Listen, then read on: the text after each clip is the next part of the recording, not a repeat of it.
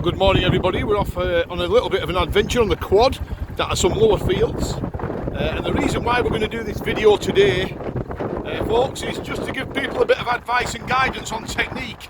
Now of course the weather's coming in, I'm going to have to dodge the showers, but hopefully I can get this video across to people, and hopefully, fingers crossed, we can start hoping to improve people's detecting technique.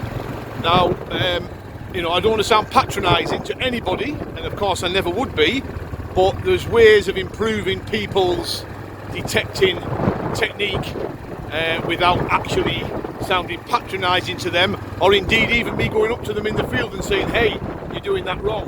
These videos are a good way of doing that without sounding, you know, a little bit blunt. Right, so keep watching everybody, hopefully you'll enjoy this one.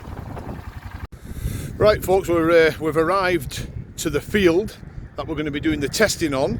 I'm going to try to see if I can get out of this horrible side wind that I've been experiencing now for the last 4 or 5 days. But this is all around about based on technique. People's technique out in the field, ground coverage, and everything else that goes along with that. Now I'm hoping that a lot of the new beginners into the hobby will find this of use, but I've also seen, including myself actually, over periods of time, falling into the trap, especially when fatigue kicks in, of doing some really strange things detecting technique wise. Things could be improved, believe me. We can all fall into the bracket, or can we all fall into the trap even, of not actually knowing that we're doing it in some aspects. So I'm hoping this video will work. I'm on my own, Melanie's not so well, so it's a little bit of a baptism of fire today, a bit of a one-man band, but I'm hoping it'll work. I'm hoping this will pay off. So keep watching, let's see if it actually makes the film that I want it to make. Right, we're all ready, we're all set. Let's hope this works. I'm going to try to show how I'm seeing people detect. This is my own detector, of course, and I'm seeing a lot of people doing this. Just bear with me a sec.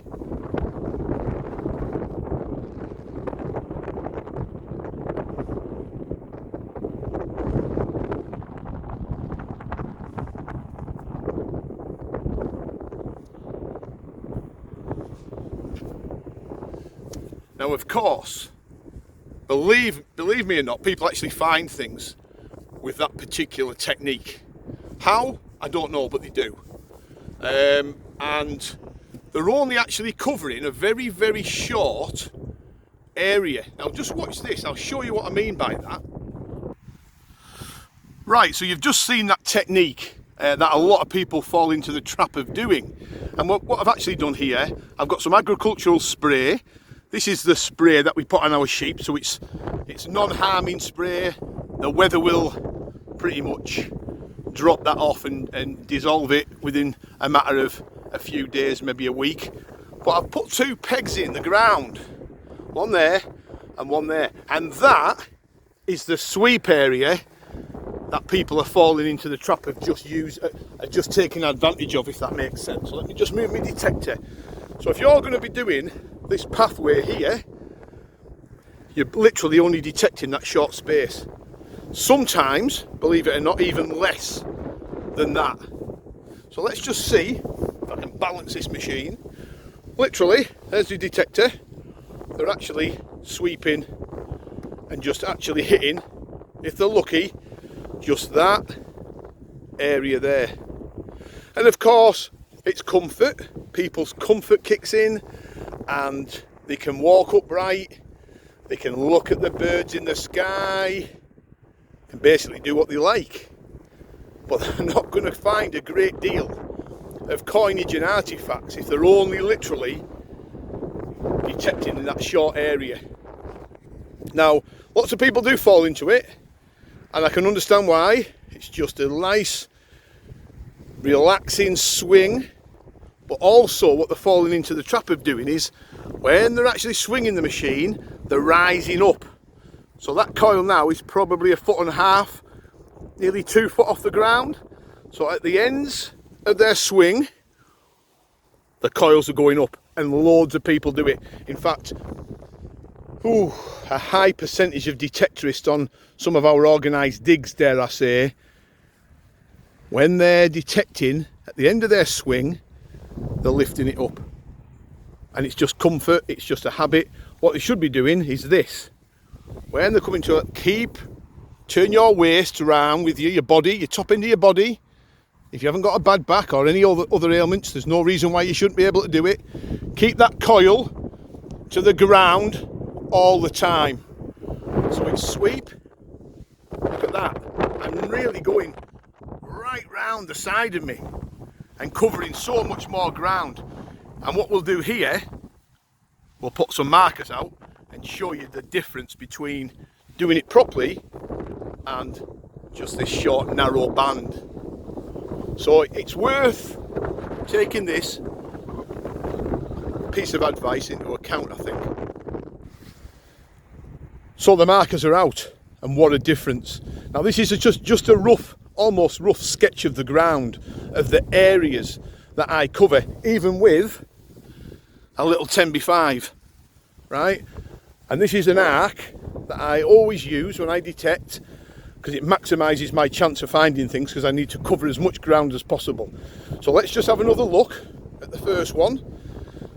So people are sweeping, and as they're coming off the ground, they're raising the coils up. They ain't going to find anything at 1.5 foot up either side. So they've just got that narrow band to detect in, and so they're carrying on. Oh, this area is untouched. Let's just have a look at the band that I've produced here. Look at that, I put a marker in. Look at that band. Now it's a rough band, it's not exactly straight, it's not exactly perfect, but it gives you some idea. Look at it compared to that. Huge difference. So if we get the detector and we start, that's the search area that I'm hitting. Now I could actually go quite a bit more than that.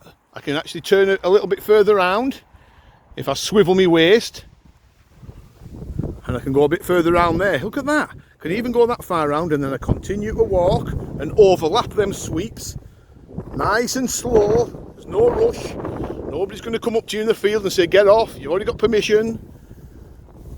There's nothing to stop you as a serious detectorist doing that, covering that sort of ground. Now if I go higher and I stand on the back of the quad and look down on this, you'll be surprised the difference between the first one and the second one. So I'm going to put the detector down, jump on the back of the quad and let you have a look. Right, so I'm actually stood on the back of the quad, and what a massive difference it makes than being on your feet looking from this height. There you can see the first mark, and look at the arc on this. And again, it's a rough arc. I could have gone further around here. Look at the difference. Massive difference. So, do you know what? It just shows people how much ground they're actually losing when they're actually out detecting. Now, of course, people have their own technique, and he's going to say this at the same time as jumping down, so be careful. Right. People have their own technique. They have their own technique. They have their own way or own ways of detecting. I understand that. But when I'm seeing people losing so much ground like this and detecting there, I sometimes understand why certain people are coming back to the car without any fines, and the ones that are doing it low, slow, wide arcs, as I call them. That's why. Now, like I said, I use the 10x5. The standard coil, if we look at the standard coil, if we put the standard coil down, you know, people are still just, as the swing's ending, they're lifting all the time. Not good. You'd actually get, with the bigger coil, just that bit more coverage, it's hitting the peg. I could go further around by my quad. I could actually come round here if I wanted. So there's actually an arc there. Keep overlapping, nice and slow. Let these multi-frequency detectors do the job. You know, some of the single frequency detectors are very fast processors. People can get away with swinging quick and losing a bit of ground, but they're not going to get the deep targets. They're not going to get the deep targets. They'll get the surface finds, and they'll get the big objects, but they won't get the deeper targets. Maybe the hammered silver coins, the pennies, half pennies, cut quarters at depth. They're not going to get, well, best will in the world, are they going to get hordes with a technique, you know, of that nature going hellishly fast as well? Probably not. But I'm seeing too many people coming off the sides and lifting. Now I will do another short film on this when Melanie's better, just to get the message over and see me actually detecting. But at the end of this, I'll put a video on showing people how I do my technique with no sound. You won't be able to hear me waffle. It'll just be an image. So just watch out for this.